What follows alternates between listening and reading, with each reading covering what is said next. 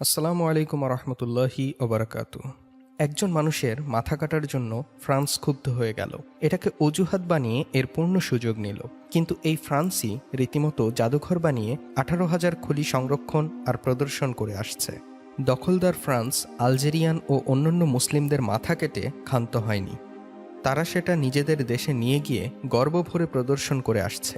শুধু তাই না, বারবার অনুরোধের পরও তারা এই খুলিগুলো তাদের পরিবারের সদস্যদের কাছে ফেরত দেয়নি। ফরাসিদের আরও এমন শত শত অপকর্মের কথা বলে শেষ করা যাবে না। তারপরও আজ বলতে চাই তাদের কিছু অপকর্মের কথা। বলতে চাই অন্যকে মেরে নিজেদের পকেট ভরে শক্তি দেখানো এই ডাকাত জাতির গল্প, যা জানলে আপনি অবাক না হয়ে পারবেন না। মন চাইবে পরের মাথায় কাঁঠাল ভেঙে খাওয়া এই ফরাসিদের যেখানে দেখবেন সেখানেই শেষ করে দিতে। এই জাতির সাহস আর পাপ দেখে মন একদম ভালো নেই, তাই এই ভিডিওটি মেক করা। আফ্রিকা ফ্রান্সের রান্নাঘর, তার মানে আফ্রিকাকে লুটেপুটে খাচ্ছে ফ্রান্স। ঔপনিবেশিক আমলে আফ্রিকার 24টি দেশে ফ্রান্স তার কলোনি স্থাপন করেছিল। কলোনিগুলোর বেশিরভাগই ফ্রান্স 1960 সালে স্বাধীনতা প্রদান করে। মোটামুটি 1980 সালের মধ্যেই সব আফ্রিকান দেশকে ফ্রান্স স্বাধীনতা দিয়ে দেয়। তাহলে আজ 40-50 বছর পরও কেন বলছি আফ্রিকাকে লুটে খাচ্ছে ফ্রান্স? আসুন ভিতরের ইতিহাস নিয়ে আলোচনা করি। ব্রিটিশরা তাদের কলোনিগুলোকে স্বাধীনতা প্রদানের সময় আর কোনো চুক্তি করেনি। শর্তহীন স্বাধীনতা প্রদান করা হয় ব্রিটিশ কলোনিগুলোকে, কিন্তু ফ্রান্স আফ্রিকার সবগুলো দেশকে শর্তহীন স্বাধীনতা প্রদান করেনি। ফ্রান্স তার কলোনিগুলোকে স্বাধীনতা প্রদানের সময় দুর্বল দেশগুলোর সাথে অর্থনৈতিক সামরিক কিছু চুক্তি করে, আর এই চুক্তির গ্যারাকলে পড়ে দেশগুলো প্রতিনিয়তই হারাচ্ছে তাদের স্বকীয়তা। ফ্রান্স আফ্রিকায় তার কলোনিগুলোকে স্বাধীনতা প্রদানের সময় দুর্বল রাষ্ট্রগুলোর দুর্বলতার সুযোগ নিয়ে এক অর্থনৈতিক ফাঁদ তৈরি করে। ফ্রান্স রাষ্ট্রগুলোর সাথে চুক্তি করে যে তারা তাদের অর্জিত আয়ের সবটাই রাখবে এফসিএফএ নামক ব্যাংকে। এই এফসিএফএতে আফ্রিকার 14টি দেশ তাদের সব জাতীয় আয় জমা রাখে। ইতালির ডেপুটি প্রাইম মিনিস্টারের মতে ফ্রান্সের এই মুদ্রাভিত্তিক শোষণ আফ্রিকার মানুষকে বাধ্য করছে দেশ ত্যাগ করতে। তারা ইউরোপে আশ্রয় নেওয়ার চেষ্টা করে। এর ফলে দেখা যায় ভূমধ্য সাগরে নৌকোডুবির ঘটনায় নিহতের ঘটনার বেশিরভাগই এফসিএফএ এর অভিভুক্ত দেশের নাগরিক। এফসিএফএ কিভাবে আফ্রিকার মানুষগুলোকে নীরবে শোষণ করছে তা জানতে ইচ্ছা করছে না? জেনে নিন তাদের কূটকৌশল। এফসিএফএ ভুক্ত প্রতিটি দেশ মুদ্রা হিসেবে ফ্র্যাঙ্ক ব্যবহার করে, যার নাম currency of franc for African, সংক্ষেপে সিএফএ। এর পাশাপাশি আফ্রিকার দেশগুলোতে তাদের সব সম্পদ এফসিএফএতে জমা রাখতে বাধ্য, কিন্তু যখন খরচ করার প্রয়োজন পড়ে তখন মাত্র 15% টাকা তারা উত্তোলন করতে পারবে। এর চেয়ে বেশি দরকার হলে আফ্রিকার দেশগুলোকে নিজেদের টাকা নিজেদেরকেই ঋণ নিতে হবে এফসিএফএ থেকে। আবার এই ঋণ নেওয়ার পরিমাণ কখনো 20% বেশি হতে পারবে না। এর সুদও দিতে হবে কমার্শিয়াল রেটেই। আফ্রিকান দেশগুলোর জমাকৃত টাকার 65%ই এফসিএফএ খরচ দেখায় অপারেশনাল খাতে। এফসিএফএ মোট জমাকৃত টাকার 80%-এরও বেশি বিনিয়োগ করে নিজেদের নামে। এই বিনিয়োগ থেকে প্রাপ্ত লাভের কোনো হিসাব কখনোই কোনো আফ্রিকান দেশকে দেওয়া হয় না। ধারণা করা হচ্ছে প্রায় $500 বিলিয়ন এফসিএফএ এর রিজার্ভে আছে। এছাড়া কলোনি থাকার সময় ফ্রান্স আফ্রিকার দেশগুলোতে কিছু কিছু অবকাঠামো নির্মাণ করেছিল। ওই অবকাঠামোর খরচ দেখানো হয়েছিল স্ব দেশের সরকারের খাত দিয়ে। বলা বাহুল্য, সব খরচই আফ্রিকান দেশগুলোর সরকারি ঋণ হিসেবে দেখানো হয়েছে। ফলশ্রুতিতে ঋণদাতা দেশ ফ্রান্সকে ওই ঋণগুলো এখনও পরিশোধ করতে হচ্ছে স্বাধীন সার্বভৌম আফ্রিকান দেশগুলোকে। এরকম অসভ্যতা অন্য কোনো কলোনিয়াল শক্তি করেনি।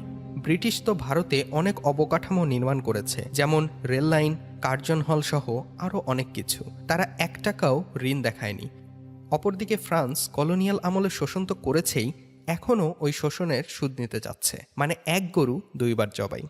এদিকে পশ্চিম ও মধ্য আফ্রিকার দেশগুলো যখন ফ্রান্সের কলোনি থেকে স্বাধীনতা অর্জন করে তখন ফ্রান্স সেই দেশগুলোর সাথে খনিজ সম্পদ অনুসন্ধানের এক অসম চুক্তি সম্পাদন করে। চুক্তি অনুযায়ী কলোনিয়াল দেশগুলোর সব খনিজ সম্পদ উত্তোলনের প্রাথমিক দাবিদার হবে ফ্রান্স। ফ্রান্স যদি কখনো আগ্রহ না দেখায় তখনই কেবল সে দেশগুলো অন্য কোনো দেশ দিয়ে খনিজ সম্পদ উত্তোলন করতে পারবে। বিগত শতাব্দীতে পশ্চিম ও মধ্য আফ্রিকার এই দেশগুলোতে একের পর এক খনিজ ও প্রাকৃতিক সম্পদের সন্ধান মিলছে। গ্যাবনে আছে বিশাল ইউরেনিয়ামের মজুদ, আর ফ্রান্সের নিউক্লিয়ার রিয়্যাক্টরগুলোর জন্য দরকার এই ইউরেনিয়াম। ফ্রান্সই দশকের পর দশক ধরে গ্যাবনের কাছ থেকে ইউরেনিয়াম জ্বালানি আদায় করে নিচ্ছে অত্যন্ত সুলভ মূল্যে। এছাড়াও মালি, নাইজার, চাঁদ, টোগো, বেনিন, কঙ্গোর মাটির নিচে থাকা স্বর্ণ, ডায়মন্ড, আয়রন, পেট্রোলিয়াম সহ সকল খনিজ সম্পদ একচেটিয়াভাবে উত্তোলন ও ভোগ করে যাচ্ছে ফ্রান্স। আর তাই তো সাবেক ফরাসি প্রেসিডেন্ট ফ্রাঁসোয়া মিতেরা 1957 সালে ভবিষ্যদ্বাণী করেছিলেন, আফ্রিকার ওপর নিয়ন্ত্রণ টিকিয়ে রাখতে না পারলে একবিংশ শতাব্দীর ইতিহাসে ফ্রান্সের কোনো জায়গা থাকবে না। বুঝতেই পারছেন ফরাসিদের এত শক্তির উৎস আসলে কি। ফ্রান্সের সাথে চুক্তিবদ্ধ এই দেশগুলোর সাথে অবকাঠামো নির্মাণ নিয়েও ফ্রান্স একতরফা সুবিধা ভোগ করছে। এই দেশগুলোর সরকারি ভবন নির্মাণ, বিদ্যুৎ, তেল, গ্যাসের পাইপলাইন নির্মাণ সহ সকল সরকারি কাজে প্রধান প্রায়োরিটি পায় ফরাসি কোম্পানিগুলো। উদাহরণ হিসেবে বলা যায়, আইভরি কোস্টে একটা বাঁধ নির্মাণে চীন এক কোম্পানি আগ্রহ দেখায় সবচেয়ে কম মূল্যে, বিপরীতে এক ফরাসি কোম্পানি খরচ দেখায় চীনা কোম্পানির দ্বিগুণ। নিয়ম অনুযায়ী কাজটা পাওয়ার কথা চীনা কোম্পানির, কিন্তু না, কাজটা পায় ফরাসি কোম্পানি। এভাবে প্রতি বছর অবকাঠামো নির্মাণ সংক্রান্ত কাজে কোটি কোটি ডলার অবৈধভাবে উপার্জন করছে ফরাসি কোম্পানিগুলো। অপরদিকে ফ্রান্সের ঔপনিবেশিক ক্ষমতার সঙ্গে তাল না মিলিয়ে স্বাধীনতার পক্ষে কথা বলায় কিংবা স্বাধীন থাকতে চাওয়ায় 1963 সাল থেকে 22 জন আফ্রিকান প্রেসিডেন্টকে হত্যা করেছে ফ্রান্স। দেশটির চক্রান্তের শিকার হয়ে প্রাণ হারানো এসব প্রেসিডেন্টের তালিকায় সর্বশেষ যুক্ত হওয়া নামটি মুয়াম্মার গাদ্দাফি। এসব হত্যা কিংবা অভ্যুত্থান ঘটানোর পেছনে ছিল ফ্রান্সের 3টি গোয়েন্দা সংস্থা, আর এই সংস্থাগুলো হলো এসডিসি, ডিজিএসই এবং টিএসটি। এগুলোই আফ্রিকার অভ্যুত্থান ঘটানো এবং মহাদেশটির বিভিন্ন দেশের প্রেসিডেন্টকে হত্যার জন্য দায়ী বলে উল্লেখ করে এক উপসম্পাদকীয় প্রতিবেদন প্রকাশ করেছে আফ্রিকান গ্লোব।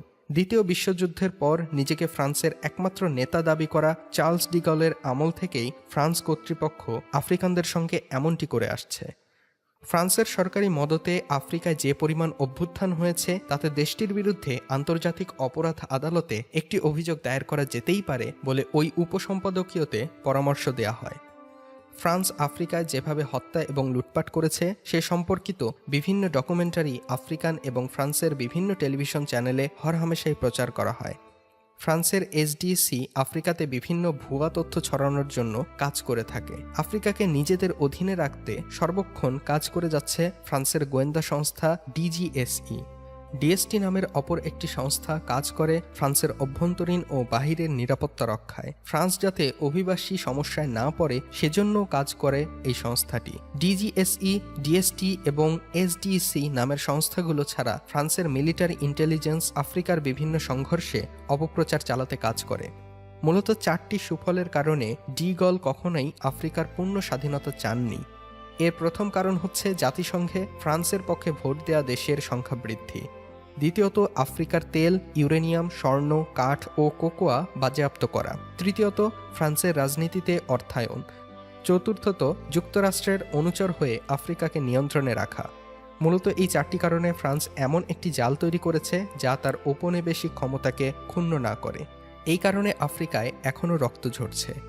আফ্রিকায় নিজেদের একচ্ছত্র আধিপত্য বিস্তার করার লক্ষ্যে ফ্রান্স এখানকার দেশগুলোতে নিয়মিত সেনা অভিযান পরিচালনা করে। এর পাশাপাশি তার 5টি স্থায়ী সামরিক ঘাঁটি আছে আফ্রিকার বুকে। টোগোতে গণতান্ত্রিকভাবে নির্বাচিত প্রথম রাষ্ট্রপতি সিলভানাস অলিম্পিস ফ্রান্সের শোষণের বেড়াজাল ও বিভিন্ন অসম চুক্তি থেকে বের হয়ে আসার ঘোষণা দিয়েছিলেন। এর কিছুদিন পরেই তার বিরুদ্ধে এক অভ্যুত্থানের পর 1963 সালের 13 জানুয়ারি হত্যা করা হয়। সেখানে ফ্রান্সের সরাসরি মদত ছিল বলে স্বীকার করা হয়। ফ্রান্স নাইজেরিয়া থেকে যেই দামে ইউরেনিয়াম কিনতো তার চেয়ে বেশি দামে অন্য দেশে বিক্রির ঘোষণা দিয়েছিলেন দেশটির নেতা হামানি ডিওরি। তবে এই ঘোষণার জন্য তাকে জীবন দিতে হয়েছিল, কারণ এই ঘোষণার পর নাইজারে অভ্যুত্থান হয় এবং তাকে হত্যা করা হয় নৃশংসভাবে। এভাবে মহাদেশের একের পর এক নেতার বিরুদ্ধে অভ্যুত্থান ঘটানোর পেছনে মদত দান ও সরাসরি হত্যায় অংশ নেয় ফ্রান্স। কত শত রাজনৈতিক হত্যাকাণ্ড তারা ঘটিয়েছে তার কোনো হিসেবই নেই। ফরাসি ভাষা বিশ্বের 5ম বৃহত্তম ভাষা, অথচ ফ্রান্সের বাইরে ফরাসি জাতির উপস্থিতি কানাডা ছাড়া আর কোথাও তেমন নেই। তাহলে ফরাসি ভাষার এমন বুস্টিং কিভাবে সম্ভব হলো? ফরাসি ভাষাভাষী জনগোষ্ঠীর 80% হলো আফ্রিকার জনগণ। কলোনি থাকাকালীন ফ্রান্স এসব দেশের স্থানীয় ভাষাকে বাদ দিয়ে ফরাসি ভাষায় সবকিছু চালু করে।